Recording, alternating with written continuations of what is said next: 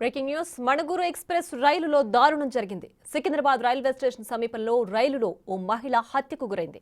రైలులోని దివ్యాంగుల బోగీలో రైల్వే పోలీసులు రమణమ్మ అనే మహిళ మృతదేహాన్ని అనుమానాస్పద స్థితిలో గుర్తించారు. దుండగులు ఆమె మెడకు టవల్ను బిగించి ఊపిరాడకుండా చేసి హత్య చేసినట్లు అనుమానిస్తున్నారు.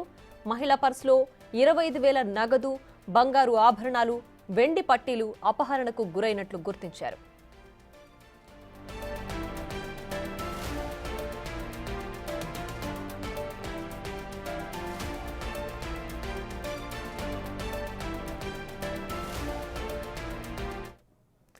ఇక మరింత సమాచారం మా ప్రతినిధి సుజాత ఫోన్ లైన్ లో అందిస్తారు. సుజాత, చెప్పండి, రన్నింగ్ ట్రైన్ లో దివ్యాంగుల బోగీలో డెడ్ బాడీ గుర్తించడాన్ని, దానికి సంబంధించిన డీటెయిల్స్ ఏంటి? దీన్ని అసలు ఈ అంశాన్ని ఎలా భావించాలి?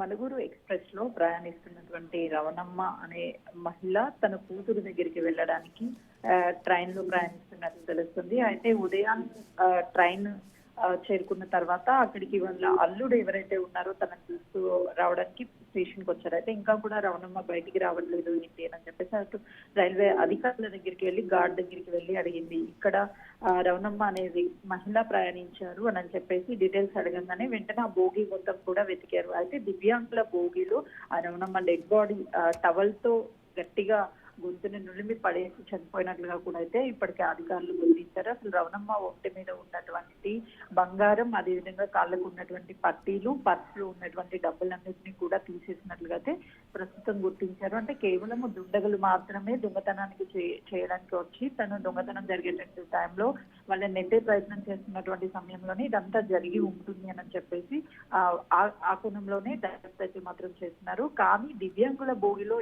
ఎలా వచ్చింది, ఎవరు తీసుకువచ్చారు, ఏదైనా మత్తు ఇచ్చారా లేదంటే, ఎందుకంటే ట్రైన్ అనగానే చాలా మంది ప్రయాణిస్తూ ఉంటారు, ప్రయాణికుల రద్దీతో ఉంటుంది. కానీ రవణమ్మని ఎలా హత్య చేశారు అనే దాని మీద పోలీసులు కూడా ఇప్పటికైతే దర్యాప్తుని ముమ్మరం చేశారు. ప్రియా, మరిన్ని డీటెయిల్స్ అయితే తెలియాల్సి ఉంది. Right Sujatha, thanks for the updates.